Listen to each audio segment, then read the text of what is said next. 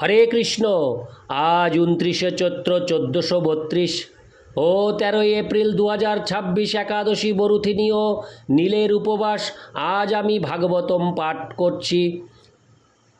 এই পবিত্র দিনে আজ আমি ভাগবতমের চতুর্থ স্কন্দ দ্বিতীয় ভাগ পঞ্চবিংশতি অধ্যায় রাজা পুরঞ্জনের কাহিনীর শ্লোক 27 থেকে 29 পাঠ করব। হরে কৃষ্ণ কৃষ্ণ কৃষ্ণ হরে হরে, হরে রাম রাম রাম হরে হরে। শ্লোক 27। ক এতে হনুপতা। হরে কৃষ্ণ। ক এতে হনুপথা যে ত একাদশ মহাভটা এতাবা ললনা শুভ্রু কোহয়ং তেহ হি পুরস্বর। অনুবাদ: হে কমল নয়না, তোমার সঙ্গে এই যে 11 জন শক্তিশালী দেহরক্ষী রয়েছে, এরা কারা? আর ওই 10 জন বিশিষ্ট সেবক এরা কে? যে সমস্ত রমণীরা সেই 10 জন সেবকের অনুগমন করেছে তারা কে? আর তোমার সম্মুখে গমন করছে যে সাপটি, সেটি বা কে? তাৎপর্য: মনের 10টি বলবান সেবক হচ্ছে পঞ্চ কর্মেন্দ্রিয় ও পঞ্চ জ্ঞানেন্দ্রিয়। এই 10টি ইন্দ্রিয় মনের নির্দেশ অনুসারে ক্রিয়া করে। মন ও 10 একত্রে মিলিত হয়ে হচ্ছে 11 জন বলবান দেহরক্ষী।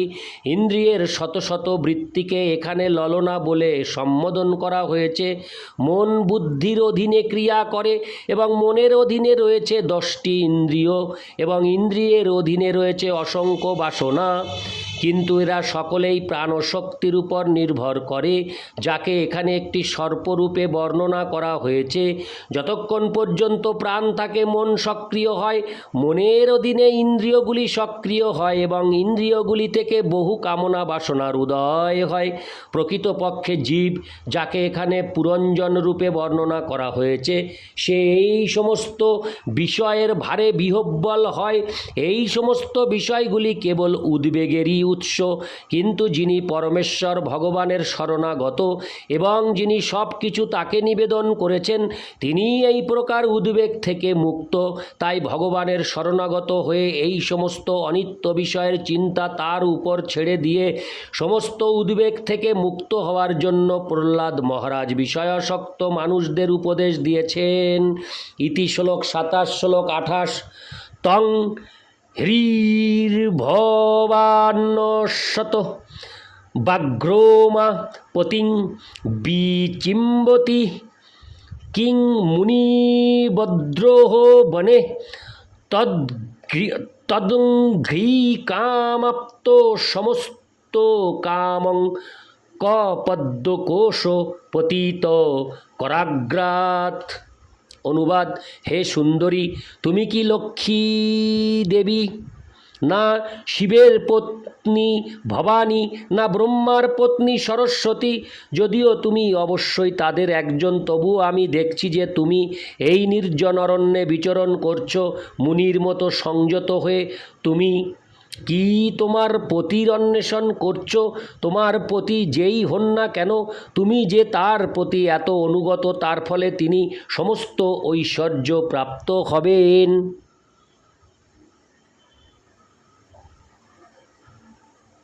আমি মনে করি যে তুমি নিশ্চয়ই লক্ষ্মী দেবী, কিন্তু তোমার হাতে তো পদ্ম ফুল নেই। তাই আমি তোমাকে জিজ্ঞাসা করতে চাই, সেই পদ্ম ফুলটি কোথায় পড়ে গেল? তাৎপর্য: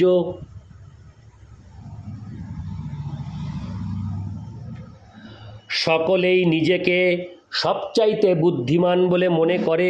মানুষ কখনো সুন্দরী স্ত্রী রত্ন লাভের জন্য শিব পত্নী উমার পূজায় তার বুদ্ধি নিয়োজিত করে, কখনো বা সে ব্রহ্মার মতো জ্ঞানবান হওয়ার আশায় সরস্বতী দেবীর পূজায় তার বুদ্ধিকে নিয়োজিত করে, কখনো বা বিষ্ণুর মতো ঐশ্বর্যশালী হওয়ার বাসনায় লক্ষ্মী দেবীর পূজা করে। এই শ্লোকে রাজা পুরঞ্জন বা মোহাচ্ছন্ন জীব সেই সমস্ত প্রশ্ন করেছে এবং সে বুঝতে পারছে না যে কিভাবে সে তার বুদ্ধিকে নিয়োজিত করবে। পরমেশ্বর ভগবানের সেবাতেই কেবল বুদ্ধিকে নিয়োগ করা উচিত। এইভাবে বুদ্ধিকে ব্যবহার করার ফলে তৎক্ষণাৎ লক্ষ্মীদেবী তার প্রতি অনুকূল হন। লক্ষ্মীদেবী কখনো তার প্রতি ভগবান শ্রীবিষ্ণু থেকে আলাদা থাকেন না। তার ফলে কেউ যখন ভগবান শ্রীবিষ্ণুর আরাধনা করেন তখন তিনি আপনা থেকেই লক্ষ্মী দেবীর কৃপা লাভ করেন। কারো রাবণের মতো একা লক্ষ্মী দেবীর পূজা করা কখনোই উচিত নয়, কারণ তিনি তার পতিবিহীন হয়ে বেশি দিন থাকতে পারেন না। তাই তার আর একটি নাম হচ্ছে চঞ্চলা। এই শ্লোকে স্পষ্টভাবে প্রতীত হয় যে সেই রমণীর সঙ্গে পুরঞ্জনের বাক্যালাপ আমাদের বুদ্ধির প্রতীক। তিনি কেবল সেই রমণীর লজ্জার প্রশংসাই করেননি, তার সেই লজ্জার জন্য তিনি তার প্রতি অধিক থেকে অধিকতর আকৃষ্ট হয়েছিলেন। তিনি প্রকৃতপক্ষে তার পতি হওয়ার বাসনা পোষণ করছিলেন এবং তাই তিনি তাকে জিজ্ঞাসা করেছিলেন তিনি তার ভবিষ্যৎ পতির কথা চিন্তা করছেন কিনা, অথবা তিনি বিবাহিতা কিনা। এটিই হচ্ছে ভোগ ইচ্ছার একটি দৃষ্টান্ত। যে ব্যক্তি এই প্রকার বাসনার প্রতি আকৃষ্ট হয় সে এই জড় জগতের বন্ধনে আবদ্ধ হয়ে পড়ে এবং যিনি আকৃষ্ট হন না তিনি মুক্তি লাভ করেন। রাজা পুরঞ্জন সেই রমণীর রূপের প্রশংসা করছিলেন যেন তিনি ছিলেন লক্ষ্মী দেবী, অথচ সেই সঙ্গে তিনি এও জানতেন যে ভগবান শ্রীবিষ্ণু ছাড়া আর কেউই লক্ষ্মী দেবীকে ভোগ করতে পারেন না। যেহেতু তার সন্দেহ হয়েছিল তিনি লক্ষ্মী দেবী কি না, তাই তিনি তাকে জিজ্ঞাসা করেছিলেন তার হাতে পদ্মফুল নেই কেন। জড়জগৎ ও লক্ষ্মী দেবী কারণ জড়া, হরে কৃষ্ণ, জড় জগৎ ও লক্ষ্মী দেবী কারণ জড়া, হরে কৃষ্ণ, জড় জগৎ ও লক্ষ্মী দেবী কারণ জড়া প্রকৃতি ভগবান শ্রীবিষ্ণুর নির্দেশনায় পরিচালিত হয়।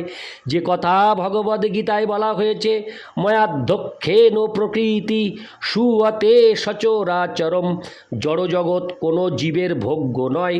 কেউ যদি তা ভোগ করতে চায় তাহলে সে তৎক্ষণাৎ রাবণ, হিরণ্যকশিপু অথবা কংসের মতো অসুরে পরিণত হয়। রাবণ যেহেতু লক্ষ্মী সীতা দেবীকে ভোগ করতে চেয়েছিল তাই সে সবংশে তার ধন সম্পদ সহ বিনষ্ট হয়েছিল। কিন্তু জীব বিষ্ণু প্রদত্ত মায়াকে ভোগ করতে পারে। নিজের ইন্দ্রিয় ও বাসনার তৃপ্তি সাধন মানে হচ্ছে মায়াকে উপভোগ, লক্ষ্মী দেবীকে নয়। ইতি শ্লোক 28 শ্লোক 29। হরে কৃষ্ণ। শ্লোক 29।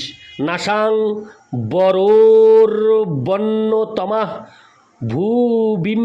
ভূবিস্পৃকো পুরীমিমাং বীরো বরেণ সাকম অর্হস্যলঙ্কর্তুমোদো ভ্রোকর্মণঃ লোকং পরং শ্রীরিব যজ্ঞপুংসা। অনুবাদ: হে পরম সৌভাগ্যবতী, আমার মনে হচ্ছে যে যাদের কথা আমি উল্লেখ করলাম তুমি তাদের কেউ নও, কারণ আমি দেখছি যে তোমার পদযুগল ভূমি স্পর্শ করছে। কিন্তু তুমি যদি এই গ্রহলোকের কোনো সুন্দরী হও তাহলে লক্ষ্মী দেবী যেমন বিষ্ণুর সঙ্গে বিরাজ করে বৈকুণ্ঠ লোকের সৌন্দর্য বৃদ্ধি করে, তেমন তুমিও আমার সঙ্গে এই নগরীর সৌন্দর্য বৃদ্ধি করো। তুমি জেনে রাখো যে আমি হচ্ছি একজন মহান বীর এবং এই পৃথিবীর একজন অত্যন্ত পরাক্রমশালী রাজা। তাৎপর্য: আসরিক ও দৈবী মনোভাবের মধ্যে পার্থক্য রয়েছে। দৈবী মনোভাবাপন্ন ভক্তরা খুব ভালোভাবে জানেন যে বিষ্ণু বা নারায়ণের নিত্য সঙ্গিনী লক্ষ্মী দেবীকে জীব কখনো ভোগ করতে পারে না। এই অতি উন্নত স্তরের জ্ঞানকে বলা হয় কৃষ্ণ ভাবনামৃত। কিন্তু তা সত্ত্বেও সকলেই নারায়ণের সমৃদ্ধির অনুকরণ করে সুখী হতে চায়। এই শ্লোকে পুরঞ্জন উল্লেখ করেছেন যে সেই রমণীকে একজন সাধারণ স্ত্রী বলে মনে হয়েছিল। কিন্তু যেহেতু তিনি তার প্রতি আকৃষ্ট হয়েছিলেন, তাই তিনি তার কাছে প্রস্তাব করেছেন যে তার সঙ্গিনী হয়ে তিনি লক্ষ্মী দেবীর মতো সুখী হতে পারেন।